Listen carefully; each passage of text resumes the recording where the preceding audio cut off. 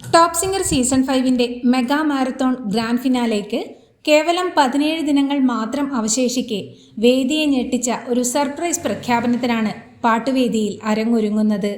റിമിക്ക് വേണ്ടി പ്രത്യേകം ഗാനം ആലപിച്ച് രസകരമായ മുഹൂർത്തങ്ങൾ ഒരുക്കിയും നാട്ടുപാട്ട് കേട്ടോ എന്ന ഗാനത്തിന് ശേഷം കല്യാണ കച്ചേരി പാടാമേടി എന്ന ഗാനവുമായെത്തി വീണ്ടും ഒരു ശങ്കർ മഹാദേവൻ ഗാനം ആലപിച്ചും വേദിയെ ത്രസിപ്പിക്കുകയാണ് ടോപ്പ് സിംഗർ സീസൺ 5-ന്റെ സ്വന്തം അണ്ണനായ ജനപ്രിയ കുട്ടിപ്പാട്ട് താരം ദേവദർശ്.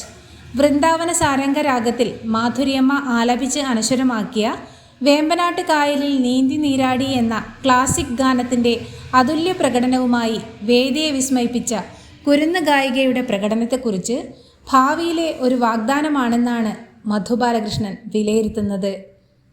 എനിക്ക് തോന്നുന്നത് ടോപ്പ് സിംഗർ സീസൺ 5-ലെ മികച്ച ഗായികമാരിൽ ഒരാളാണെന്നാണ്. ലിറ്റിൽ ഏഞ്ചൽ വിഭാഗത്തിൽപ്പെട്ട കുരുന്ന് ഗായിക ഒരുക്കിയ ഗാനവിസ്മയത്തെക്കുറിച്ച് വേദിയിൽ നേരിട്ട് ചെന്ന് അനുമോദിച്ചുകൊണ്ട് MG ശ്രീകുമാർ അഭിപ്രായപ്പെടുന്നത് ഇങ്ങനെയാണ്. തുടർന്ന് വേദിയെ ഒന്നടങ്കം ഞെട്ടിച്ച അപ്രതീക്ഷിത പ്രഖ്യാപനം നടത്തുകയാണ് MG ശ്രീകുമാർ.